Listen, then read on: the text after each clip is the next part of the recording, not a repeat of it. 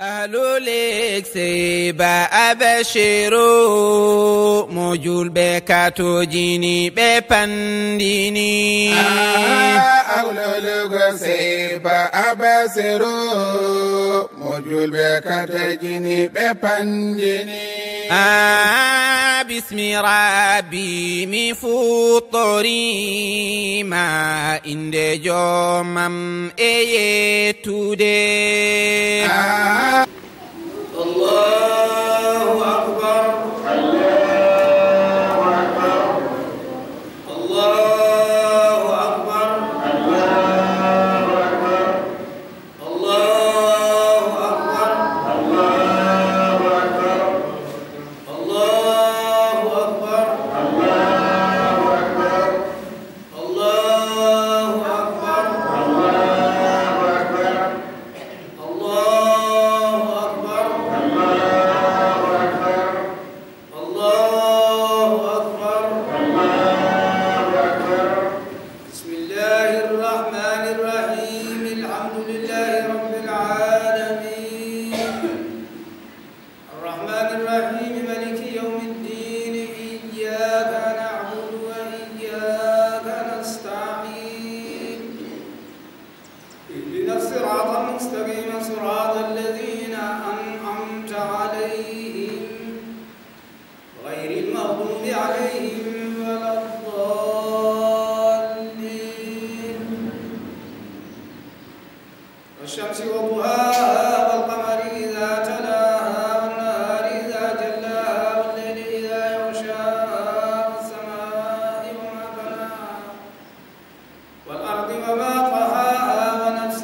وما سواها فألهمها فجورها وتقواها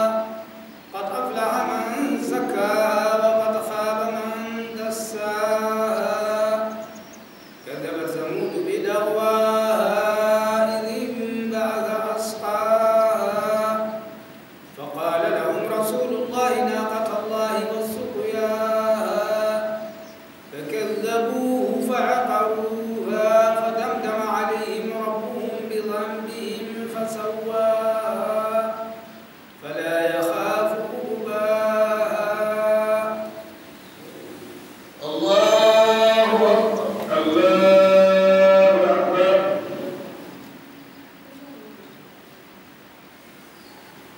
سمع الله لمن حمده ربنا ولك الحمد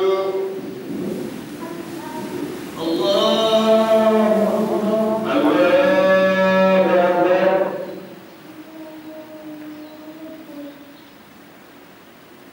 الله أكبر الله أكبر الله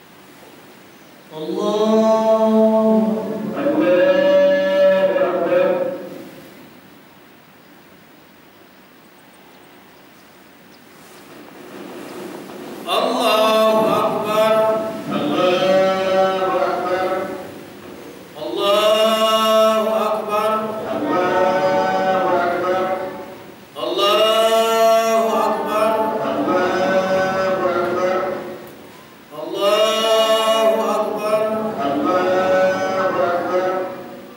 الله أكبر الله أكبر الله أكبر الله أكبر بسم الله الرحمن الرحيم الحمد لله رب العالمين الرحمن الرحيم مالك يوم الدين إياك نعبد وإياك نستعين اهدنا الصراط المستقيم صراط الذين أنعمت عليهم غير المغضوب عليهم ولا الضالين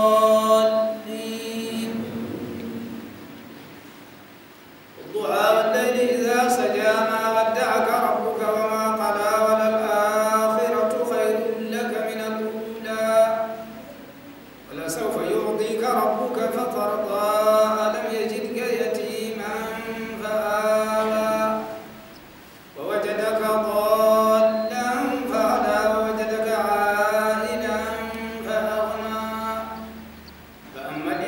فلا تقهر وأما السائل فلا تنهر وأما بنعمة ربك فحدث.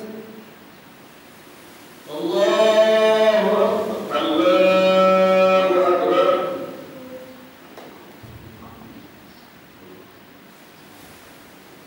سمع الله لمن حمده. ربنا ولك الحمد. الله أكبر.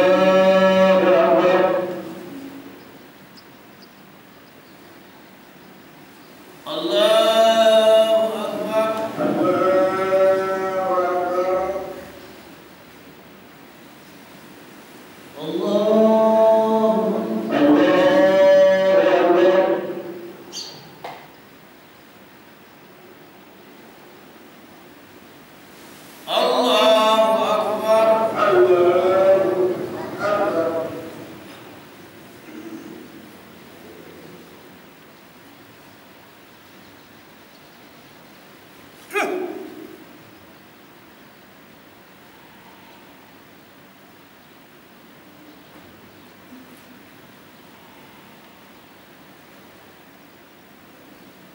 السلام عليكم.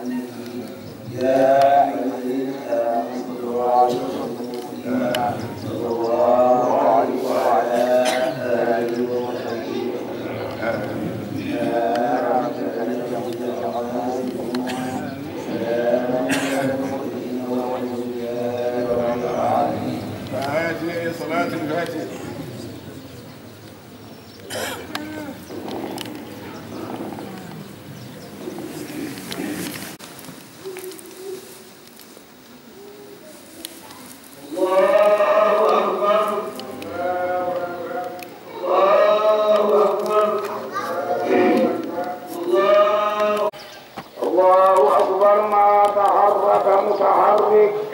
ولبى محرم وحج قصد الحرام ولبى محرم وحج قصد الحرام من كل فج عميق. اللهم إذا صاروا قبل طلوع الشمس إلى منى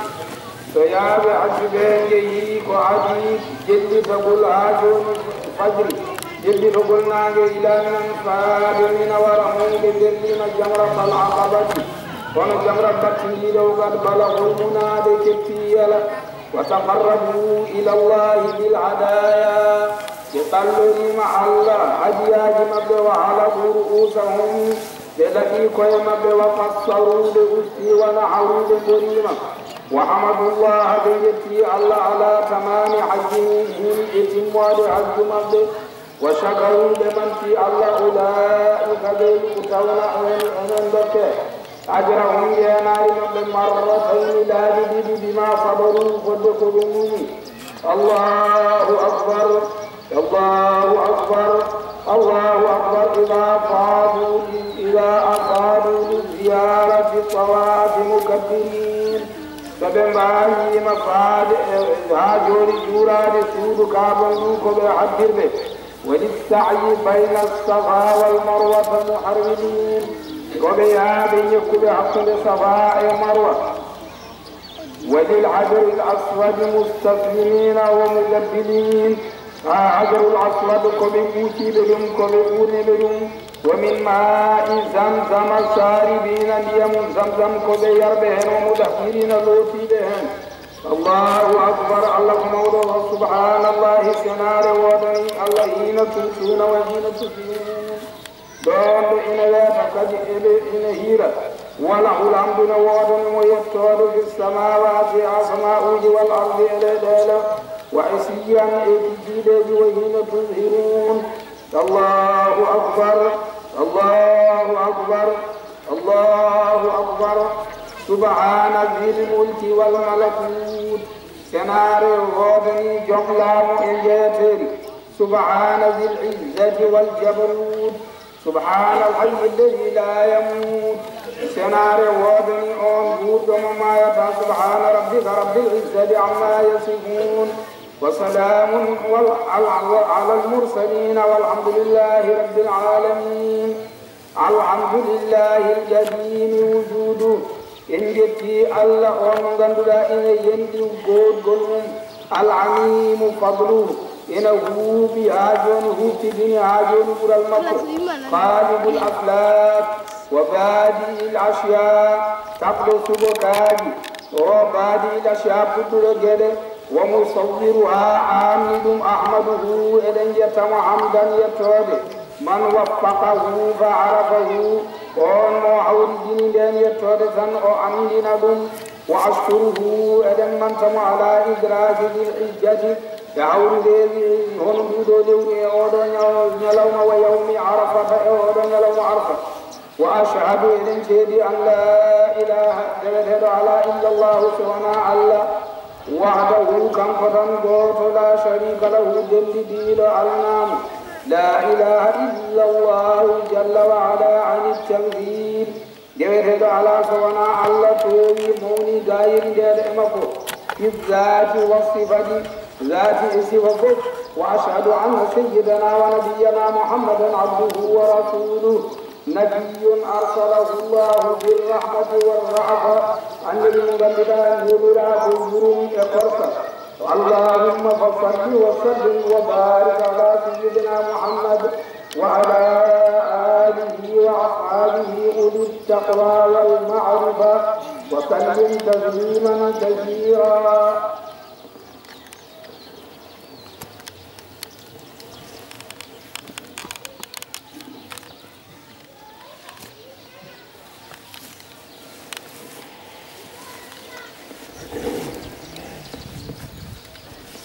الله أكبر الله أكبر الله أكبر الله أكبر الله أكبر الله أكبر الله أكبر كبيرا والحمد لله كثيرا وسبحان الله بكرة وأصيلا. الله أكبر عباد الله يا الله إنكم أمن في يوم أضنين لو حرماته حرمات متضاعفة وقو صوت الجد وبركاته بركة مترادفة فمفهوم الجد يوم الحج الأكبر مغند داخل لهم حج مولى وشعائر الدين الأزهر يشعر الدين دنيا تحيون علموتنا فيه أعوان لهم سنة عبيكم بام إبراهيم سيدنا إبراهيم بما تريدونه بعضا بأنف من الدماء يجيج في هذا اليوم العظيم أعوان لهم مولى فإنه اليوم العظيم أودورين لهم مولى فإنه اليوم الذي ابتلاه الله فيه ببني إسماعيل والأودورين لهم ألا جرب لنا سيدنا إبراهيم يرسل به إسماعيل وثمرة فؤاده من ذاك بسنار برنمكو وكبده أهنرمكو حيث عمره بذبحه في المنام دو الله يمر نوم يوهب أودو بدو إقودل أمر وحي كنوك يمر وحي لا أدغاث أعلام ونقوم تقوي فامتثل أمر ربه ورمي يمر الجومي قطائعا أمون تفتيل وخرج بابنه ويبتدي به بعيد أمير يقول ويمر مسرعا أمه فعند ذلك أنسها تعرض له الشيطان وانسها شيطان خليل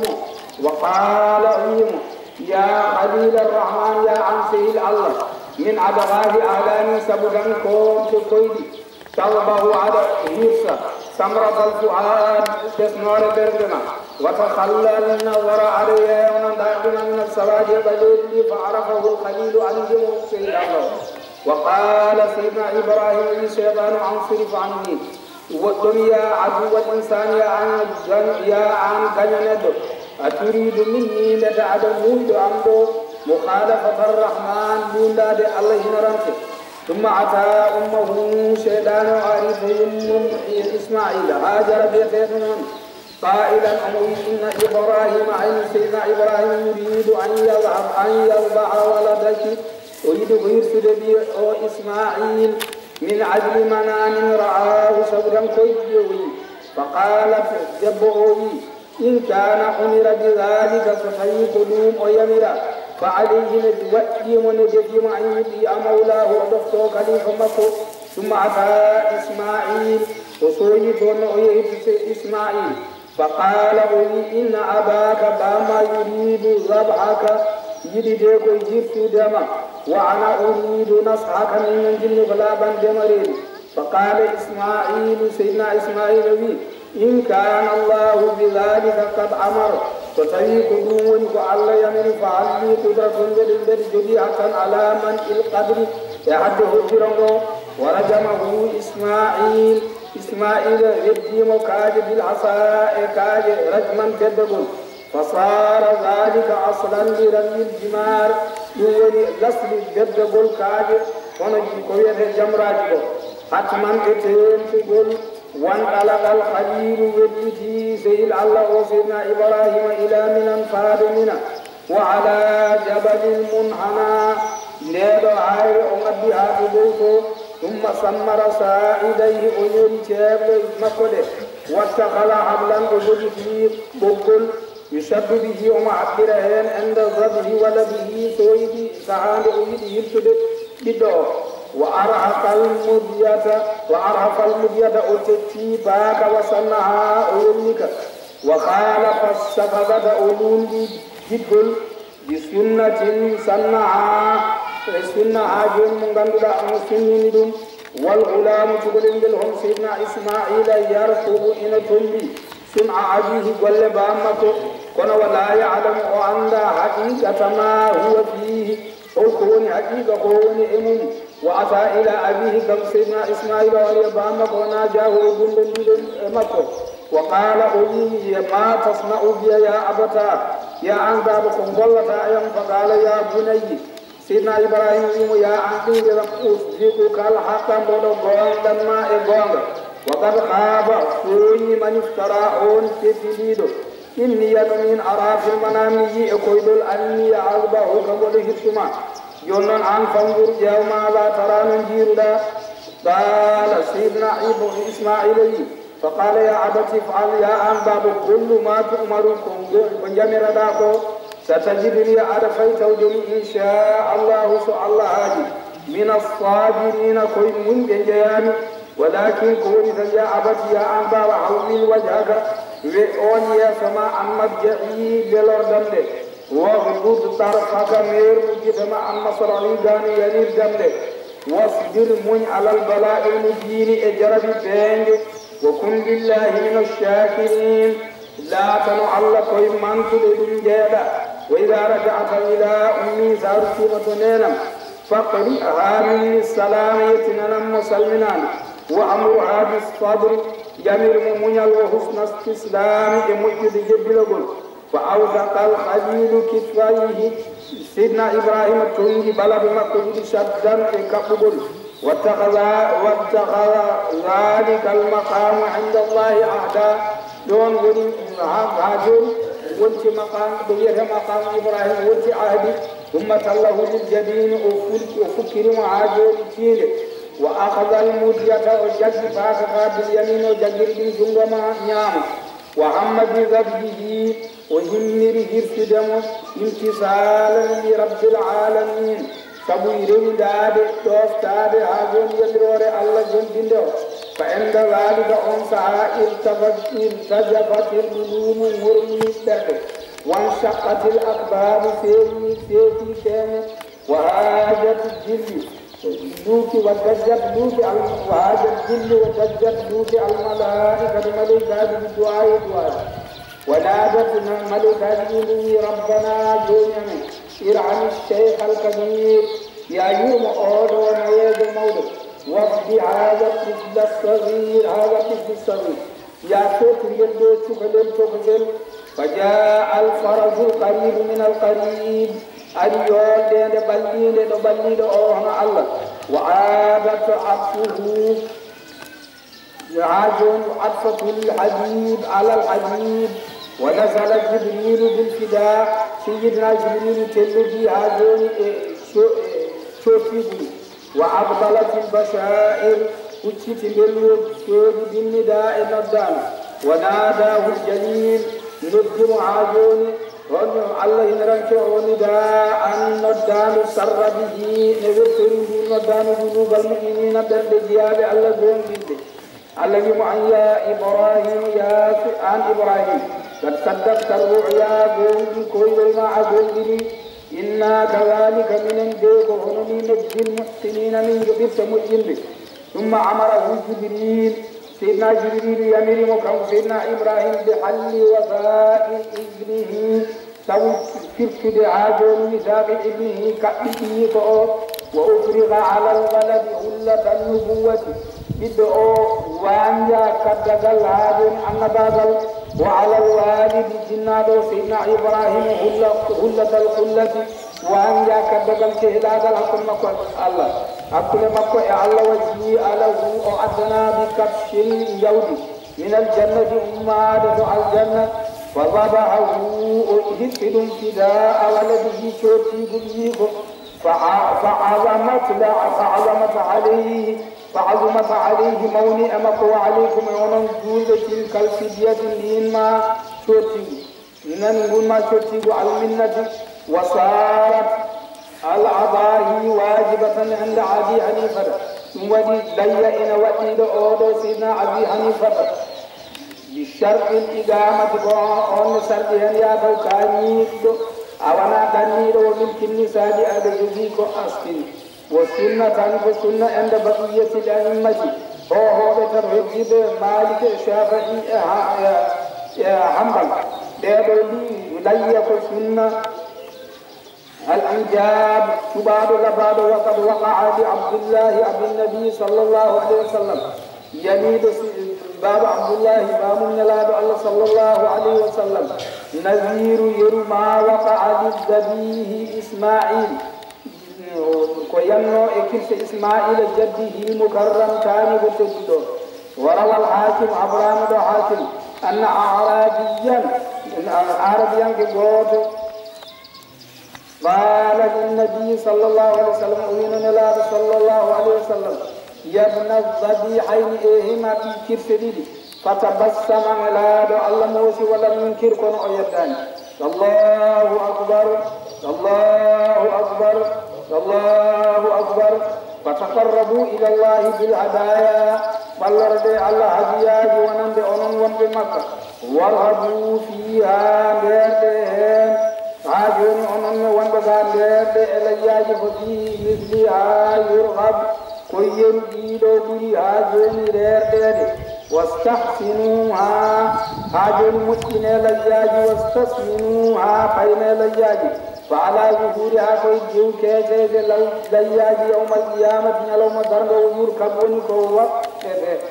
واقصدوا أفضل أنواعها قالوا لك تقول مجد إليهم وهي يوم الإبل كجلود ونند هدياج والبقر ليهم كني والغنم دمير ليهم هكذا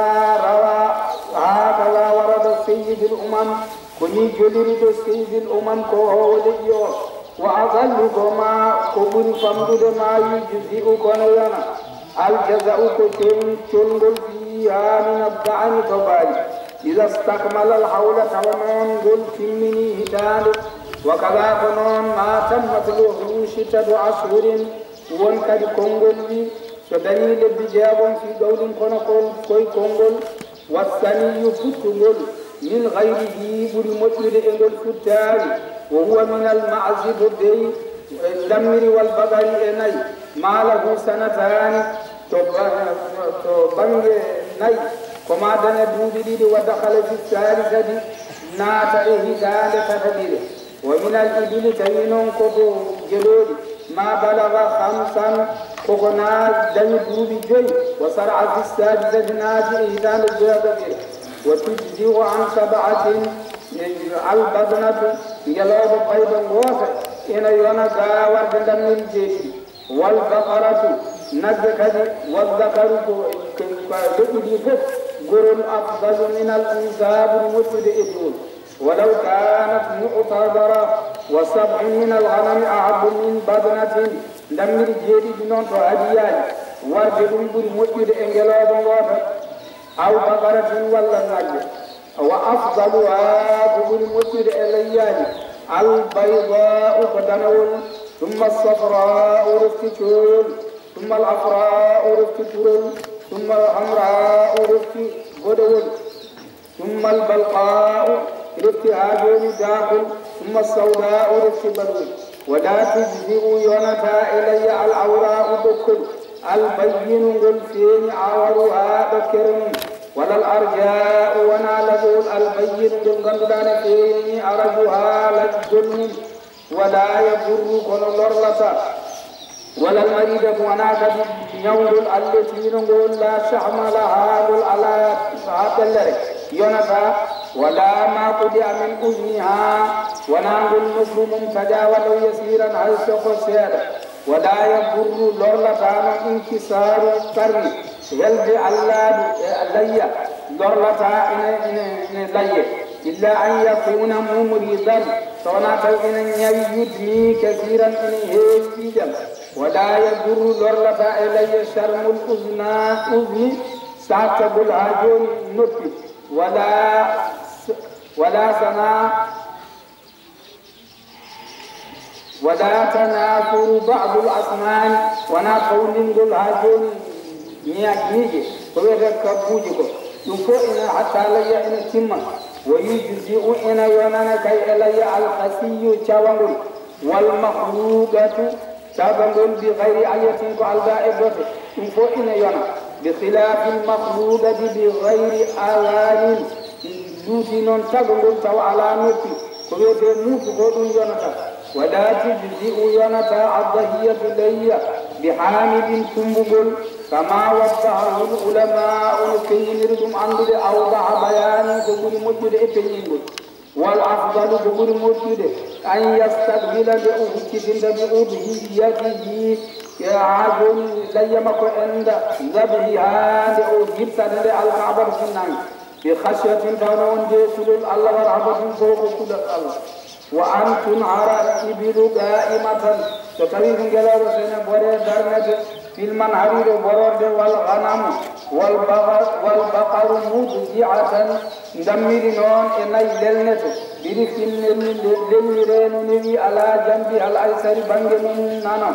وأن يرضع الرجل بيده غوركو هيرشيرا جنگوم إن أحسن الذبح سمجنا الكيسة كما فعل سيد البشر نقول هذه الكهوبان ينجي فمن الله صلى الله عليه وسلم وإلا فوناد وكل من يذبح عنه فوناد وكل من هرسنا مكنا وحضر أوتره ولا يجوز دغاج بيع الجلد يدور ليا ولا إعطاؤه أجرة للجزار ونار كل عاجل ينار ونندك التو والأفضل تقول موجود أن يجعلها أولا ليا أولا 3 أقسام كستد حسن ونافته إن أراد الجمع سوت يريد قرين منه حق النعام والصدقة السكار والعجية ركضها من غير إنكار وعلداء الجديد وليقل الذابح كرسه ولا يريد إن أراد أن يذبح صيده السد بسم الله إن الله أكبر الله مولى اللهم يا عجوم إن هذا منك أولي كويما أمي وإليك كويما فاتي فتقبله مني يا جبنم كما تقبلته جبن الله من إبراهيم سيدنا إبراهيم خليلك ومحمد إن لا الله عبدك مسجد ما ورسولك إن لا ما والأفضل كبر مسجد أن يتصدق بكلها وسقل يوفق إلا لقيما بنتنا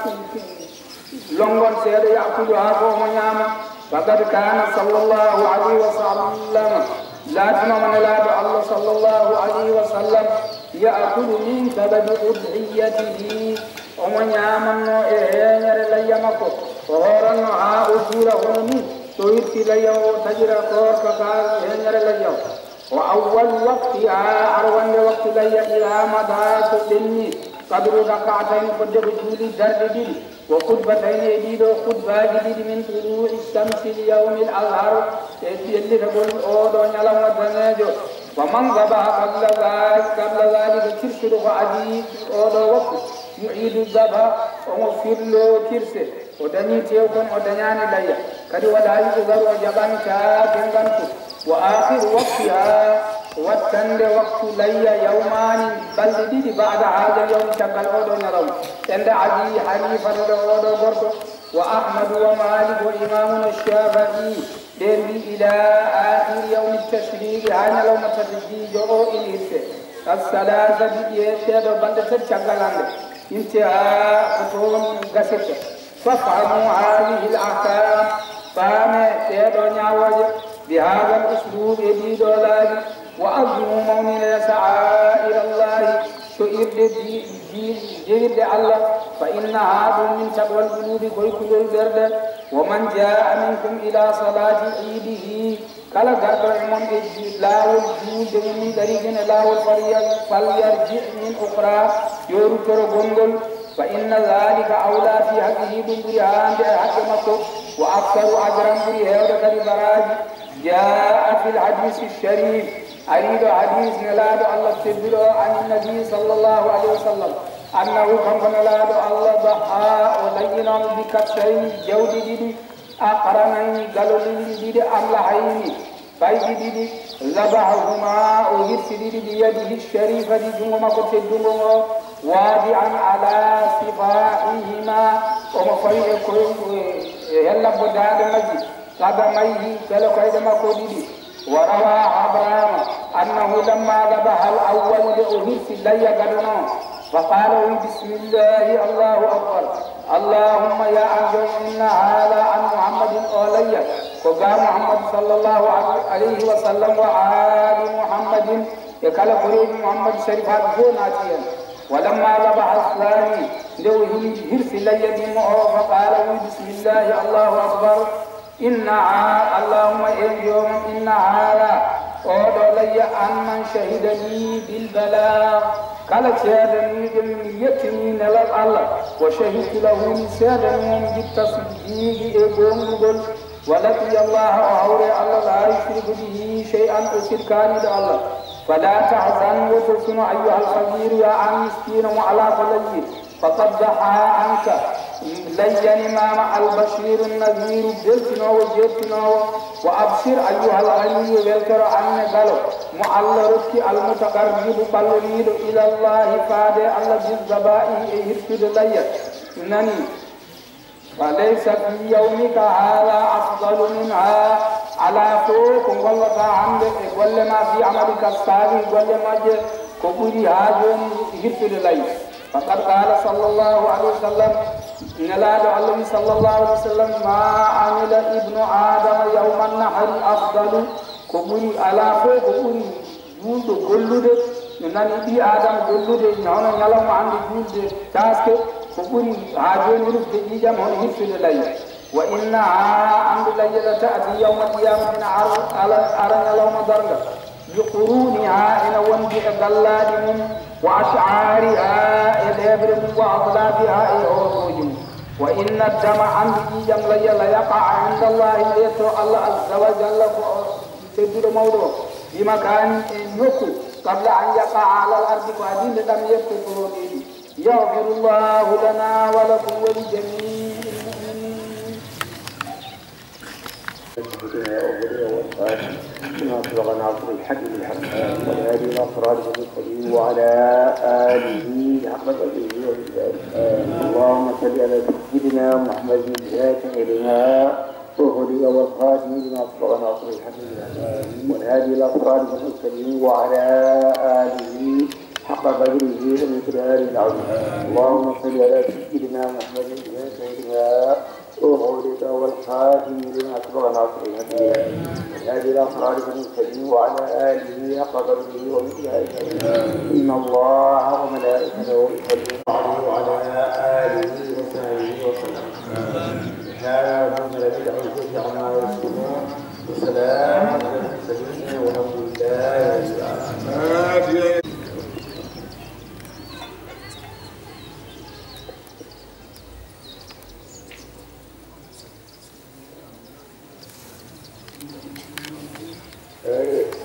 Ahmadu Maram yëpp jaboote jumhur e dental fof oɗon jarno oɗon jaafo ñalawma o ko ñalawma golle so wiyeɓe jallino on eɓe jaafno eɓe ñaali duwaw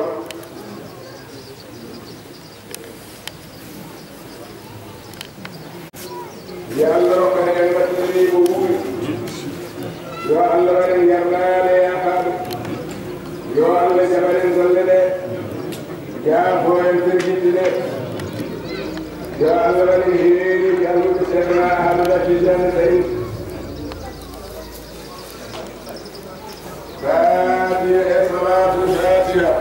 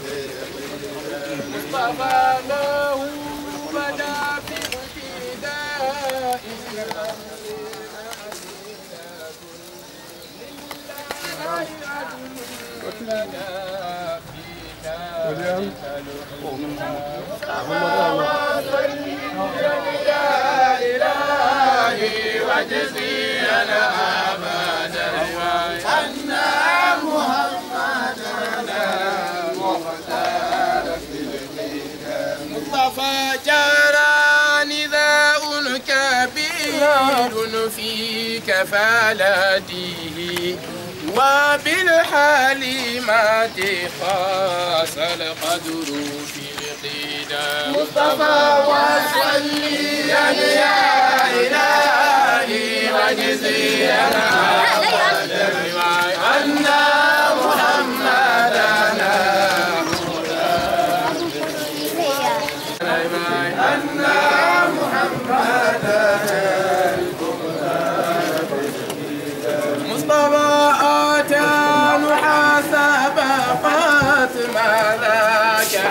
عددها وجاءت البدع شاة الجدب والإيزا مصطفى وصليا يا إلهي وجزينا أبدا أن محمدنا مختار في القدم مصطفى شبابه ما غلام شبه عبدا واليوم شهر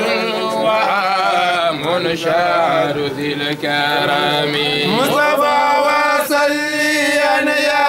إلهي وجزينا أبدا أن مصطفى هبا بشهرين في الدين قيام وفي دال الغدا مسك الجدران ذهيما مصطفى وصليا يا إلهي وجزينا أبدا أن محمدنا المختار شيخ سيدي الحاج مالنا وقدرات المشي فيها إن وأصراف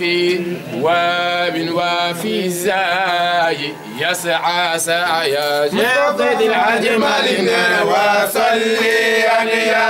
إلهي وجزينا أبدا أن محمدنا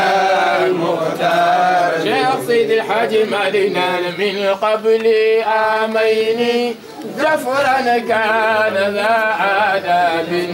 لله در أديب شاب في اليوتيوب وصليا يا إلهي وجزينا أبدا أن محمدنا المختار أرجو الأمانة إذ لا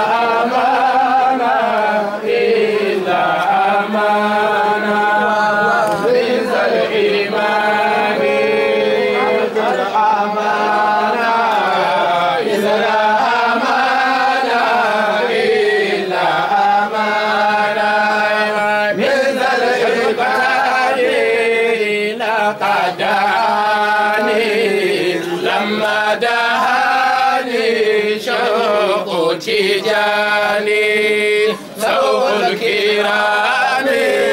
عرج الأمانة وغزل الأمانة إلى أمانة من ذا الإقام حمدا لربي ما زيده في عليه بلا دوامي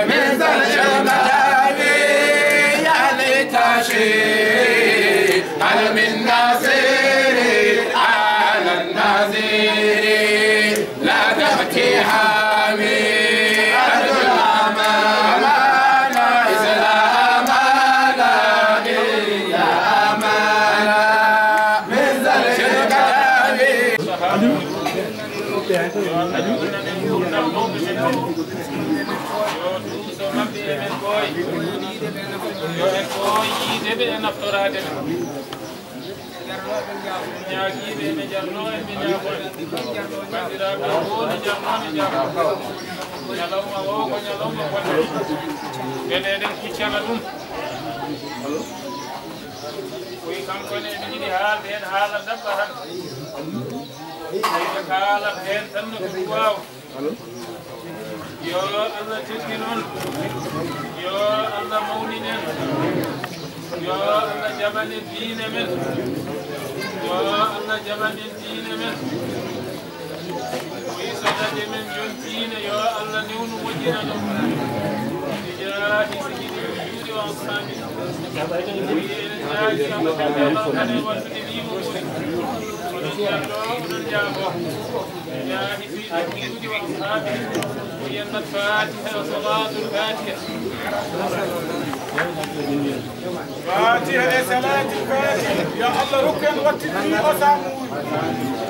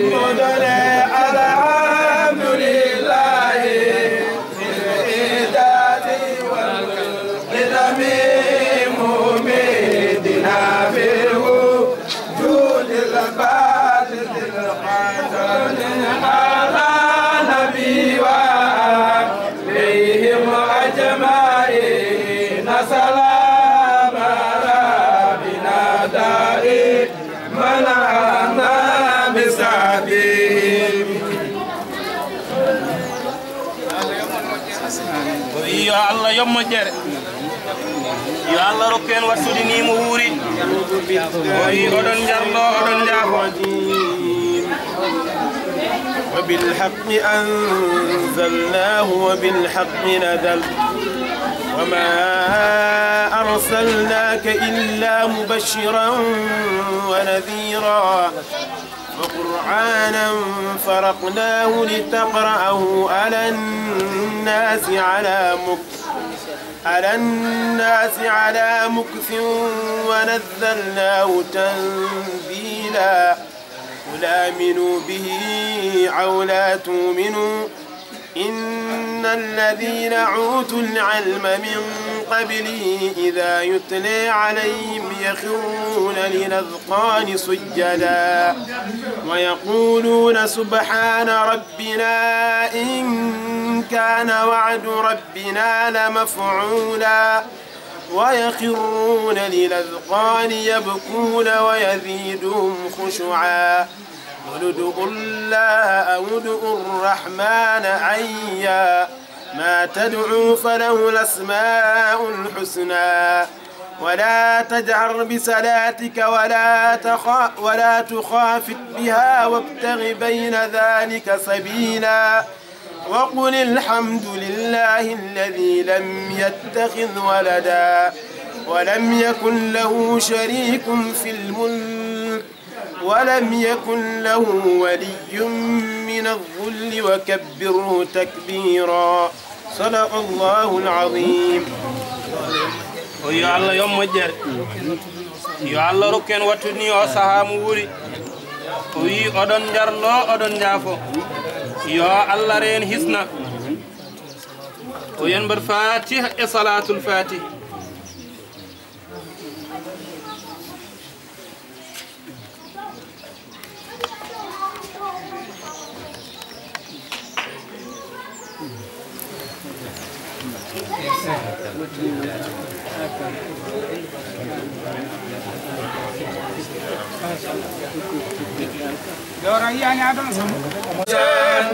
حمدا لما مسقنا من كاس شوق شاقي حمدا لما قد سقانا من كاس شوق شاقي وصليا يا إلهي على نبي الأغاني حمدا لما قد سقانا من كاس سوق الجاني وصليا يا إلهي على نبي الأشاني حمدا لما قد سقانا من كاس سوق الجاني وصليا يا إلهي على نبي الأماني حمدا لما قد سقانا من كاس سوق التجاني يا ربنا ذا العباد غفر لنا بالمسادي حمدا لما قد سقانا من كاس سوق التجاني يا ربنا ذا العباد غفر لنا بالمسادي حمدا لما قد سقانا من كاس سوق التجاني يا ربنا ذا العباد فاغفر لنا